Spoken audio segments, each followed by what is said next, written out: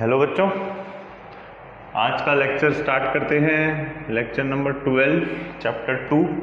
देखो, mostly section exam में याद रखना 4 मार्क का न्यूमेरिकल सबसे ज़्यादा इस सेक्शन से आने के चांसेस रहते हैं। सबसे ज़्यादा इस सेक्शन पे तुम्हारे बोर्ड्स में भी बनता है, तुम्हारे इसी काइंड ऑफ सेक्शन पे तुम्हारे कॉम्पिटिटिव में भी बनता है। इस चीज़ का बहुत ध्यान रखना, किस सेक्शन में सबसे ज़्यादा चांसेस है तुम्हारे क्वेश्चन आने के। अब देखो क्या होता है, अपन ने पढ़ा कॉलिगेटिव प्रॉपर्टीज। पहले समझो, आराम से समझना। कॉलिगेटिव प्रॉपर्टीज की अगर बात करें, कॉलिगेटिव प्रॉपर्टीज, अगर कॉलिगेटिव प्रॉपर्टीज की अगर बात करें तो कॉलिगेटिव प्रॉपर्टीज क्या होती है, जो basically number of moles of solute पे डिपेंड करती है। किस पे डिपेंड करती है? Number of moles of solute, उनके नेचर पे डिपेंड नहीं करती। Lower relative lowering in vapour pressure, number of moles of solute. Molality में आता है NB, number of moles of solute. Molality में NB मतलब यही तो होता है KB जो होता है N अपॉन W1 इंटू तुम्हारा क्या था 1000। तो number of moles, similarly number of moles. Concentration में भी क्या आ जाता है, पाई इज इक्वल्स टू क्या होता है N/V RT। तो ये तुम्हारा होता है नंबर ऑफ मोल्स। तो कॉलिगेटिव प्रॉपर्टीज क्या होती है, number of moles of solute पे डिपेंड करती है। ये चारों कौन कौन सी? Relative lowering vapour pressure, elevation in boiling point, depression in freezing point and osmotic pressure. ये तीनों चारों टर्म्स जो है आप लोगों की कॉलिगेटिव प्रॉपर्टीज होती है, जो number of moles of solute पे डिपेंड करती है। अब देखो हुआ क्या, हुआ ऐसा, इसे रब कर रहा हूँ, इसको बाद में अपन कहेंगे कैसे अप्लाई कर सकते हैं, बस तुम्हें पता होना चाहिए। अब क्या हुआ, अभी स्टार्टिंग में अपन अभी तक पढ़ रहे थे यूरिया, अपन इस्तेमाल कर रहे थे यूरिया, ग्लूकोज इस्तेमाल कर रहे थे, सुक्रोज इस्तेमाल कर रहे थे, नॉर्मल चीजें इस्तेमाल कर रहे थे, ठीक है। ये क्या होते हैं, आयनाइज नहीं होते। लेकिन अगर मैंने सॉल्ट लिया है, अगर मैंने सॉल्ट लिया है, कैसे होता है आयनाइज? Na+ और Cl-। अब मैं अपना डेल्टा P/P कैलकुलेट कर रहा हूं, NB/Na। मैंने number of moles of solute क्या ले लिया? 1 ले लिया। लेकिन रियलिटी में क्या हुआ, ये कैसे आयनाइज हो गया? Na+ और Cl-। अब मैं कैलकुलेशन कर रहा हूं इसके लिए, लेकिन वो अंदर से आयनाइज होकर 2 मोल में कन्वर्ट हो गया, तो मेरा तो आंसर हमेशा रॉन्ग आएगा। सिमिलरली अगर मैं किसके लिए करूं, MgCl2 के लिए कैलकुलेट कर रहा हूं, क्या होता है Mg+2 Cl-। ठीक है, मैं इसके लिए कैलकुलेट कर रहा हूं कि हाँ भाई ऐसा ऐसा है, तो क्या हो रहा है, हर बार गड़बड़ आ रहा है, हर बार क्या हो रहा है, उल्टा आ रहा है आप लोगों का। तो अब ये रियलिटी में क्या है, मैं 1 मोल के लिए कैलकुलेट कर रहा हूं, रियलिटी में कितने मोल में कन्वर्ट हो गई? ये 3 मोल में कन्वर्ट हो गई, तो मेरा तो आंसर रॉन्ग आएगा। तो एक नए करेक्शन के लिए कॉलिगेटिव प्रॉपर्टीज में एक नया ऑब्जर्वेशन देखा गया कि कॉलिगेटिव प्रॉपर्टीज में करेक्शन आएगा। क्या? एक नया वांट ऑफ फैक्टर की मोलर मास से कैसे रिलेट करता है अभी समझाएंगे आप लोगों को, लेकिन अभी करंटली समझो कि ये वांट ऑफ फैक्टर में, यानी जब भी कॉलिगेटिव प्रॉपर्टी की मैं बात कर रहा था, मेरा तो आंसर हमेशा ही रॉन्ग आ रहा था। मैं अंदर कैलकुलेट, भाई मैं इसके लिए कर रहा हूं, ये 2 है, मैं इसके लिए कर रहा हूं, ये 3 है, या फिर मैंने कोई 2 मोल है जो ऐड हो सकते हैं, कोई भी 2 मोल हो गए, सपोज X+ और Y- मैं कैलकुलेट कर रहा हूं इन दोनों के लिए, और ये रियलिटी में अंदर जाके जुड़ गए। तो कई केसेस में क्या हो रहा है, डिसोसिएशन हो रहा है, और कई केसेस में क्या हो रहा है, एसोसिएशन हो रहा है। तो मेरी कॉलिगेटिव प्रॉपर्टी जो मैं कैलकुलेट कर रहा हूं वो हमेशा ही रॉन्ग आ रही है with the respect of ionic factor. Electrolytes के रिस्पेक्ट में जो आयनाइज हो सकते हैं, नॉन आयनिक के रिस्पेक्ट में हाँ वो आयनाइज नहीं होते, हमेशा मेरा कैलकुलेशन सही आ रहा था। लेकिन जब आयनिक की बात कर रहे थे तो कैलकुलेशन हमेशा रॉन्ग आ रहा था, या तो वो डिसोसिएट हो रहे थे या फिर वो क्या हो रहे थे, एसोसिएट हो रहे थे। तो क्या ऑब्जर्व की जरूरत पड़ी, वांट ऑफ फैक्टर की रिक्वायरमेंट पड़ी, जिसे रिप्रेजेंट किया गया साइंटिस्ट वांट ऑफ के द्वारा आई क्या होता है, आई आप लोगों का होता है observe colligative property, observe colligative colligative property को मैं CP लिख रहा हूं, कॉलिगेटिव प्रॉपर्टी मतलब CP, observe colligative property CP, colligative property upon, अब ये मैंने ऑब्जर्व की, और रियलिटी में या कैलकुलेटेड पहले कैसे थी, कैलकुलेटेड, कैलकुलेटिव मतलब जो मेरी कैलकुलेशन में आ रही थी, colligative property. Observe colligative property और अपॉन कैलकुलेटिव, इसको एक नाम से और बोलते हैं थियोरेटिकली। इसमें यहाँ पे लिख लो थियोरेटिकली। थियोरेटिकली, अब मेरी थियोरेटिकली कॉलिगेटिव प्रॉपर्टी और आ रही भाई, मेरा क्या हो रहा है यहाँ पे देखो, मैं एक के लिए कैलकुलेट कर रहा हूँ लेकिन रियलिटी में वो कितने हो गए, 2। तो ये देखो वांट ऑफ फैक्टर कि जो भी मेरा आंसर आएगा, ऑब्जर्व मतलब जो मैंने यहाँ पे निकाला, और कैलकुलेट मतलब जो पहले से चल रहा आ रहा हुआ है या थियोरेटिकली जो मैं लेता हुआ आ रहा हूँ वन रिस्पेक्ट में। तो ये क्या हो जाएगा, देखो अब इसके रिस्पेक्ट में अगर मैं इसमें निकालता हूँ NaCl में, तो कॉलिगेटिव प्रॉपर्टी कितनी हो जाएगी, कितने मॉलिक्यूल्स में ब्रेक हो रहा है, कितने मोल्स में ब्रेक हो रहा है, 2 मोल्स में ब्रेक हो रहा है, 2 मोल्स में ब्रेक कर दिया। ठीक है, 2 अपॉन स्टार्टिंग में कितना मान रहा था 1, तो मतलब जो I आएगा ये मेरे लिए क्या हो गया, 2 टाइम्स हो गया। अगर मैं MgCl2 के लिए निकालूं तो देखो I क्या हो जाएगा, भाई रियलिटी में कैलकुलेट कर रहा था 1 के लिए, लेकिन क्या हो गया, ऑब्जर्व कितना हो गया, 3/1। तो जो मैं कैलकुलेट कर रहा था उसमें थोड़ा सा वेरिएशन आ गया, जो मैं कैलकुलेट कर रहा था उसमें थोड़ा सा मेरा क्या आ गया, वेरिएशन आ गया, क्योंकि वो क्या हो रहे थे, मॉलिक्यूल्स एसोसिएट हो रहे थे। ठीक है, ये वाली बात समझ में आ रही है। तो इसलिए कॉलिगेटिव प्रॉपर्टी में वेरिएशन आ जाता है। ऑब्जर्व कॉलिगेटिव प्रॉपर्टी अपॉन, या फिर बुक्स में इसको ऐसे लिखा हुआ है, इसे रब करो, I इज इक्वल टू ऐसे लिखा हुआ है, I is equal to total number of moles, total number of moles, moles of solute है, moles of particle, moles of particle, ठीक है, after dissociation, after dissociation, dissociation and association, and इसको पूरा, इसको ऊपर लिखता हूं मैं अच्छे से, ये वाला फॉर्मूला इंपॉर्टेंट है यहाँ, यानी कि I जो आ रहा है, total number of particles, particles बोले तो सॉल्यूट के पार्टिकल, आफ्टर डिसोसिएशन, डिसोसिएशन और एसोसिएशन, और एसोसिएशन, ये तो था जो मैं निकाल रहा हूं। और ये पहले वाला total number of particles before dissociation, dissociation and association. क्या हो गई, सारी गणित ही बदल गई भाई। आई देख लो, निकाल लो। पहले स्टार्टिंग में कैलकुलेट करने के लिए कर रहा था मैं, एक के लिए कर रहा था, लेकिन रियलिटी में वो कितने निकले, 9। तो आफ्टर, याद रखना AB, आफ्टर में कितना हो गया, 2 हो गया ये बात। उसी तरह ऑब्जर्व कॉलिगेटिव प्रॉपर्टी, क्योंकि नंबर ऑफ मोल्स की प्रोपोर्शनल थी भाई। कॉलिगेटिव प्रॉपर्टी क्या थी, जो number of moles of solute पर डिपेंड करती है। तो ऑब्जर्व भी क्या हो गया, मल्टीप्लाई बाय 2 हो गई। क्लियर है, ऑब्जर्व कॉलिगेटिव प्रॉपर्टी और रियल कॉलिगेटिव प्रॉपर्टी। ठीक है, रियलिटी मेरी कैलकुलेशन सब चल रहा था इसके लिए। अब जैसे यहाँ पे 2 मोल एसोसिएशन हो रहा है, तो 2 मोल जुड़ जाएंगे। तो आप लोगों का ये वाला फंडा अप्लाई होगा, ये वाला इंपॉर्टेंट फॉर्मूला है ये वाला, इसमें एग्जाम में। या फिर ऑब्जर्व, याद करना, जो आफ्टर वाला है वो ऊपर आएगा, उल्टा मत लिख देना वरना सारा कैलकुलेशन गड़बड़ हो जाएगा। ओके, ये वाली बात समझ में आ गई।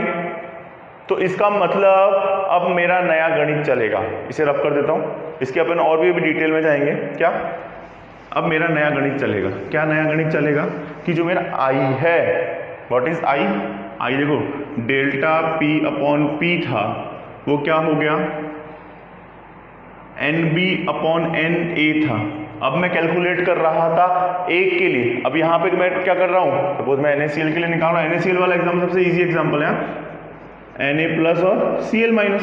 मैं ऑब्जर्व कर रहा था एक के लिए, लेकिन रियलिटी में वो कितने मोल थे, 2। तो मैं यहाँ पे क्या कर दूंगा, देख लो। अब मैं इसके लिए I निकालूं, NaCl के लिए कैसे निकालेंगे, ऑब्जर्व में कितने मोल हैं, 2। आफ्टर डिसोसिएशन दिस, और रियलिटी में वो कितने थे, 1। मतलब आई क्या होगा, जो भी मेरा आंसर अगर उसको मैं 2 से मल्टीप्लाई कर दूं तो भाई problem solve.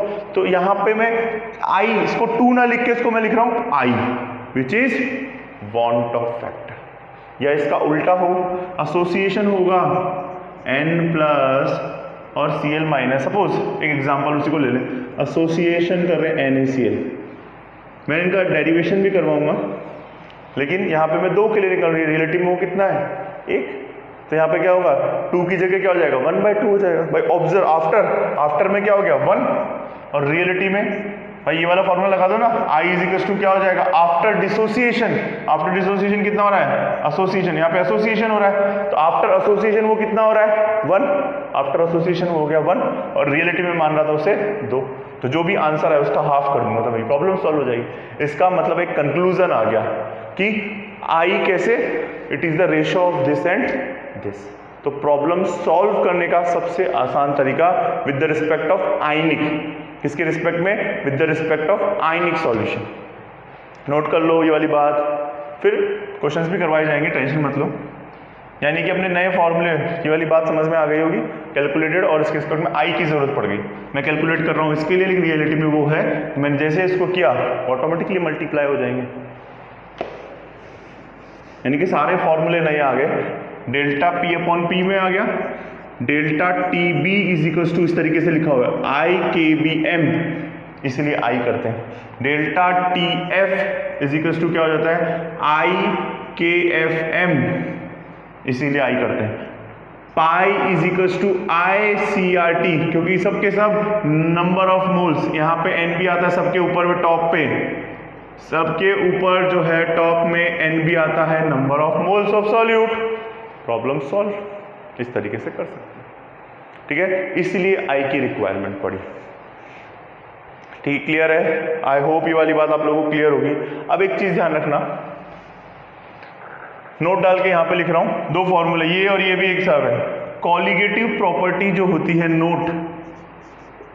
Note colligative property अभी के लिए याद कर लो, कॉलिगेटिव प्रॉपर्टी जो होती है, कॉलिगेटिव प्रॉपर्टी जो होती है वो आप लोगों की क्या होती है, मोलर मास के इनवर्सली प्रोपोर्शनल होती है। सर मोलर मास के इनवर्सली प्रोपोर्शनल कैसे होती है? अरे NB क्या होता है, कॉलिगेटिव प्रॉपर्टी जो हो गया NB हो गया, number of moles of solute पे, भाई यही तो होता है colligative property, proportional to NB, और NB क्या होता है WB upon molecular mass of B मतलब सॉल्यूट, B मतलब सॉल्यूट के रिस्पेक्ट में मॉलिक्यूलर मास ऑफ सॉल्यूट। देखो इनवर्सली प्रोपोर्शनल हो गई, ठीक है। तो I का एक और फॉर्मूला होता है, अब देखो ये एसोसिएशन और ये डिसोसिएशन बिफोर, मतलब ये वाला मोलर मास ऊपर आ जाएगा और ये वाला मोलर मास नीचे जाएगा। तो I का एक और फॉर्मूला दे रखा है, normal molar mass upon abnormal molar mass, normal molar mass upon abnormal molar mass, कि पहले नॉर्मल था फिर अब नॉर्मल, क्योंकि ये वाली प्रॉपर्टी क्या हो गई ऊपर आ गई। एक बार और अप्लाई करके देख लेते हैं कैसे, इसे रब कर देता हूँ, ये वाली चीज़ आप लोग नोट कर लीजिए। देखो 3 फॉर्मूले, नंबर डाल रहा हूँ फर्स्ट, सेकंड और थर्ड, इन तीनों फॉर्मूलों में से कुछ भी आपके एग्जाम में पूछा जा सकता है। जनरली इस पे क्वेश्चंस बहुत सारे हैं और अच्छे क्वेश्चंस हैं, न्यूमेरिकल आना इसमें से फिक्स ही है। लास्ट ईयर तो पोर्शन में से हट गया था, लेकिन इस ईयर कोई पोर्शन नहीं होगा, सब सिस्टमेटिक होगा। तो साथ में इस चीज़ को नहीं पढ़ोगे तो चैप्टर वेस्ट है। अब देखो एक एग्जांपल ले लेते हैं, मोलर मास वाली बात समझने के लिए एग्जांपल ले लेते हैं। क्या होता है, एसिटिक एसिड होता है, एसिटिक एसिड CH3C ऐसे बनता है OH, ये एसिटिक एसिड होता है और ये होता है H। अब देखो क्या होगा, 2 तरीके समझाते हैं, CH3 थोड़ा ज़्यादा दूर बन गया, CH3 ये तुम्हारा H मान लो और ये तुम्हारा मान लो O और H, ठीक है। इनमें क्या हो जाएगा, ये देखो ये हाइड्रोजन बॉन्ड है, H बॉन्ड बन गया। क्या बन गया? H बॉन्ड बन गया। अब रियलिटी में क्या हो रहा था? रियलिटी में मैं इसको मान रहा था ये क्या 2CH3COOH, ठीक है, बट बाद में क्या हुआ, ये इस तरीके से कन्वर्ट हो गया CH3COOH का होल ट्वाइस, ठीक है। अब जब इसकी बात करूंगा तो मैं सिर्फ इसका मोलर, एक मोल का मास लेते हैं, इसका मोलर मास लूंगा, लेकिन रियलिटी में वो क्या हो गया? ऐड हो गया। तो मोलर मास क्या हो गया? इंक्रीज हो गया। इसका मोलर मास निकाल लें।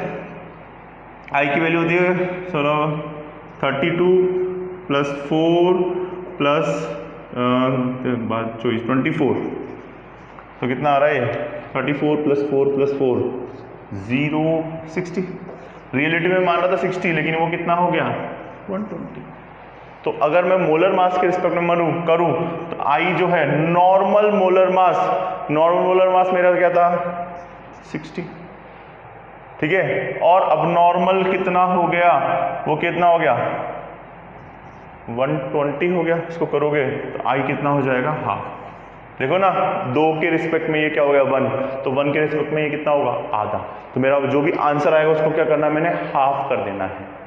समझ में आ गया भाई? 2 के रिस्पेक्ट में 1, तो 1 के रिस्पेक्ट में कितना होगा? हाफ। भाई 2 मॉलिक्यूल्स के रिस्पेक्ट में 1 मॉलिक्यूल बन रहा है, तो मैं कैलकुलेशन 1 के लिए कर रहा था, सपोज हाफ आ जाएगा। जिसके रिस्पेक्ट में 1 के रिस्पेक्ट में करते जनरली इस तरीके से। नोट कर लिया? ये इंपॉर्टेंट बात, ये इंपॉर्टेंट बात, ये इंपॉर्टेंट बात, ये तीनों एक ही चीज है। ये बस ये याद रखना कि कॉलिगेटिव प्रॉपर्टी जो होती है मोलर मास की इनवर्सली प्रोपोर्शनल होती है, तो ये रिलेशन अप्लाई करते हैं। बहुत ही सिंपल फंडा है। बहुत आराम से करो बच्चों, कोई जल्दबाजी नहीं है। आपके वीडियोस आ रहे हैं, अच्छे से शांति से देखो, नोट्स बनाते जाओ। नोट्स साइमल्टेनियसली बनाने, कंप्लीट पैकेज है ये, इसमें आपको कुछ करने की जरूरत नहीं है। अगर आपने इसको कर लिया हो गया अपना काम।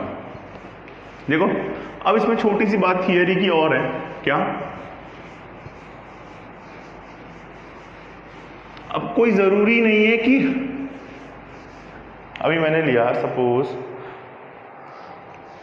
देखो बुक में आप लोगों की ये वाली चीज एक्सप्लेनेशन नहीं दे रखी, लेकिन इसके बिना न्यूमेरिकल नहीं होता है, इसलिए आप लोगों को ये बताना पड़ेगा। लास्ट ईयर की स्टेट बोर्ड की बुक्स में इसका एक्सप्लेनेशन था, लेकिन ये डायरेक्ट फॉर्मूला है, वरना बच्चे कंफ्यूज हो जाते हैं। फॉर्मूला लगाओ आंसर, ये वाला फॉर्मूला लास्ट ईयर की पुरानी स्टेट बोर्ड की बुक्स आती थी उसमें था, और ये अप्लाई भी होता है, सब रेफरेंस बुक में भी आप लोगों को मिलेगा। लेकिन एनसीईआरटी ने इस फॉर्मूले को एक्सप्लेन नहीं कर रखा, बट मैं आप लोगों को करूंगा, और ये इंपॉर्टेंट है। इससे न्यूमेरिकल आप लोगों का सही और अच्छे से सॉल्व होगा, वरना कंफ्यूज हो जाओगे। ठीक है, सपोज मैंने क्या लिया, एग्जाम्पल समझो, एक NaCl लिया, क्या हो गया? Na+, फिर सीक्वेंस में लिखते हैं। अगर मैंने लिया Na+, NaCl लिया, ठीक है, ये आपका है Na+ और Cl-। अब मैं बोल रहा हूं कि ये 100% हो गया, तब तो कोई दिक्कत ही नहीं है। अगर एक था तो ऑटोमेटिकली 2 मोल हो गए, लेकिन मैं बोल रहा हूं कि 50% ही हुआ, मतलब 50% ये है और 50% ये है, तो मेरी तो प्रॉब्लम हो गई। अब मैंने कैलकुलेशन 100% के लिए, हर बार 100% हो ऐसा कोई ज़रूरी नहीं है, ऐसा कोई ज़रूरी नहीं है। 5%, 10%, 20%, 100%, तो मेरा कैलकुलेशन मिस्टेक हो गया। ठीक है, अब इसको देखो कैलकुलेट कैसे करते हैं। एक सेकेंड, थोड़ा सा आप लोगों का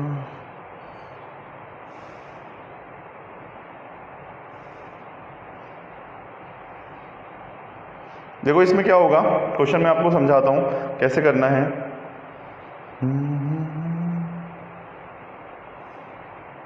देखो पहले कैलकुलेट कैसे करते हैं। हाँ, ये है 1 मोल, ये आप लोगों के इक्विलिब्रियम चैप्टर में आया था, अगर आपने इक्विलिब्रियम डिटेल में पढ़ा है तो आपको ये चीज़ आती होगी। 1, अब कितना डिसोसिएट हुआ? अल्फा डिसोसिएट हुआ, अल्फा के रिस्पेक्ट में दे रखा है, ठीक है, कोई दिक्कत ही नहीं है। अल्फा अल्फा, ठीक है, इक्विलिब्रियम में कितना हो गया? अच्छा, स्टार्टिंग में कोई भी, स्टार्टिंग में ये 1, ये 0 0, जब ये आपस में इक्विलिब्रियम में हो गए तो ये क्या होता है? 1 - अल्फा, जितना यहाँ पे कम हुआ उतना यहाँ पे बना अल्फा और अल्फा। कोई प्रॉब्लम? टोटल नंबर ऑफ निकालेंगे तो 1 - अल्फा इक्विलिब्रियम में प्लस अल्फा, और आप लोगों का क्या हो जाएगा? प्लस अल्फा, अल्फा से अल्फा कैंसिल, 1 + अल्फा। ये वाली बात क्लियर है? 1 + alpha upon 1।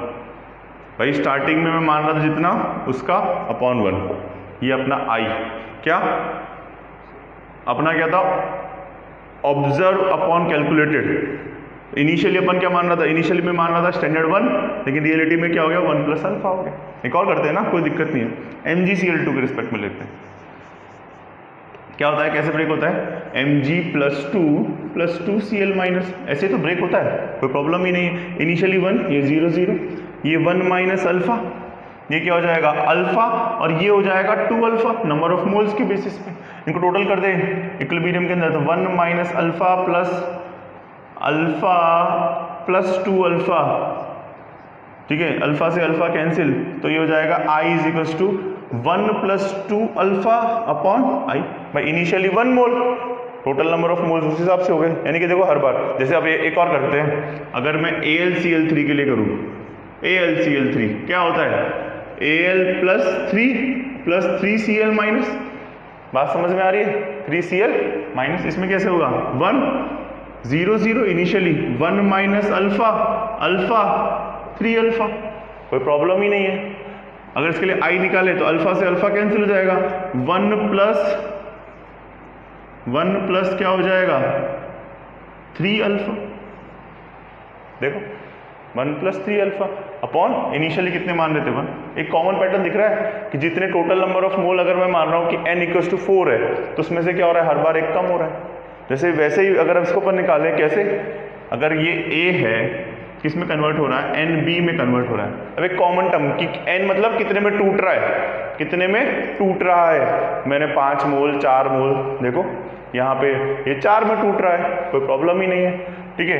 1 0 1 minus n alpha, product कितना हो रहा है, सॉरी 1 माइनस अल्फा, n क्यों होगा, n थोड़ी है, अल्फा ब्रेक हो रहा है और n अल्फा क्या हो रहा है, फॉर्म हो रहा है, n नंबर ऑफ मोल्स को रिप्रेजेंट कर रहा है, कोई दिक्कत नहीं है। यानी कि इसका I निकालूं तो क्या हो जाएगा 1 minus alpha plus n alpha upon 1, initially जो मैं मान रहा हूँ 1 के रिस्पेक्ट में, कोई प्रॉब्लम ही नहीं है। देखो इसमें से कुछ कॉमन टर्म्स कैंसिल कर सकते हैं, इसको लिख रहा हूँ, डेरिवेशन समझा रहा हूँ। NCERT की बुक्स में कहीं भी रेफरेंस बुक में डायरेक्ट फॉर्मूला दे रखा होगा, डेरिवेशन समझने पे थोड़ा और कॉन्सेप्ट समझ में आता है। -1 कॉमन ले लूंगा तो ये हो जाएगा, एक सेकेंड, -1 कॉमन ले लेंगे, अल्फा = n - 1, -1 लेने की जरूरत ही नहीं है, 1 प्लस अल्फा माइनस 1 प्लस, एक सेकेंड, 1 प्लस अल्फा n - 1, हाँ कोई प्रॉब्लम ही नहीं है यार, कॉम्प्लेक्स कर दिया। 1 प्लस अल्फा, देखो इस वाली टर्म को इधर, इस वाली टर्म को इधर लेके आ गया, तो कोई कंफ्यूज नहीं है। तो ये हो जाएगा, अल्फा कॉमन ले लेंगे तो ये n और ये n - 1 अपॉन = आपका क्या चल रहा है, I = 1। इसको सॉल्व कर लोगे, अल्फा निकालो, इसको क्रॉस मल्टीप्लाई कर दो, देखो कर लेते हैं ना, I - 1 = अल्फा n - 1, तो अल्फा = क्या हो जाएगा, ये -1 है, आप लोगों का हो जाएगा I - 1 अपॉन n - 1। ये इंपॉर्टेंट फॉर्मूला, देखो अल्फा कितना % डिसोसिएट हुआ, अल्फा क्या है, कितना % डिसोसिएट हुआ, I क्या है, वांट ऑफ फैक्टर है, n क्या है, नंबर ऑफ मोल्स जितने भी थे उसमें से एक कम कर दो। तो स्टैंडर्ड फॉर्मूला है डिग्री ऑफ डिसोसिएशन निकालने का। मैं एक बार डेरिवेशन और समझाना चाहूंगा, ये तो समझ में आ गया अपन क्या कर रहे हैं, जितने भी हो रहा है देखो 4 तो n माइनस अल्फा, अल्फा सीधा सीधा फॉर्मूला, कॉमन पैटर्न निकल गया कि हाँ हर बार n वाला रिलेशन आ गया अपना। तो 1 माइनस अल्फा, ये आप लोगों का क्या हो जाएगा, n alpha, 1 minus alpha plus n alpha upon 1, फिर क्या किया, क्रॉस मल्टीप्लाई कर दिया, इसको सॉल्व कर लिया, I को 1 को इधर लेके आए, I - 1 हो गया, अल्फा।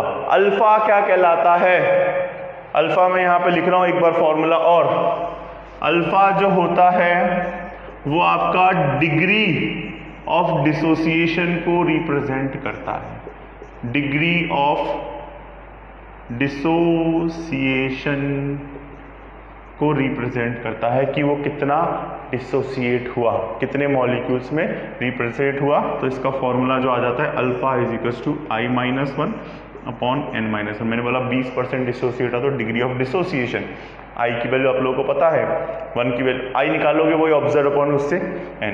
डायरेक्ट फॉर्मूला लगाओ 90% क्वेश्चंस में इसके डायरेक्ट आंसर आप लोगों के आ जाएगा, कोई प्रॉब्लम ही नहीं आने वाली। बहुत ही सिंपल बेसिक कॉन्सेप्ट है। ये हो गया डिग्री ऑफ डिसोसिएशन का। फिर एक डिग्री ऑफ एसोसिएशन की भी करवा देते हैं, इसे रब कर दो, नोट कर लो। मैंने हर एक में n कैसे अप्लाई करना है वो आप लोगों को सिखा दिया। ये बहुत ज़रूरी चीज़ है, ये बहुत जगह काम आएगा। बुक्स में नहीं दे रखा है लेकिन इसको करना है, इसके बिना चैप्टर आगे कंप्लीट करना बहुत मुश्किल होगा, तुम लोगों को समझाना बहुत मुश्किल होगा। अब डायरेक्ट फॉर्मूला लगाओ, अगर तुम्हें फॉर्मूला आता है तो एक्सेप्टेड है, कोई प्रॉब्लम नहीं है। अब देखो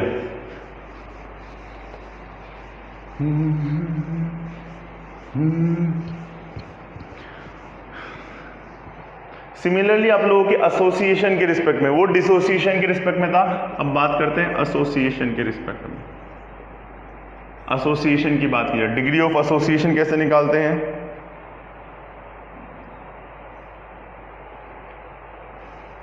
ठीक है, तो इसमें क्या होता है NaAN। एक एग्जांपल वैसे ले लेते हैं, कोई प्रॉब्लम नहीं। एसोसिएशन में क्या होगा, उल्टा होगा।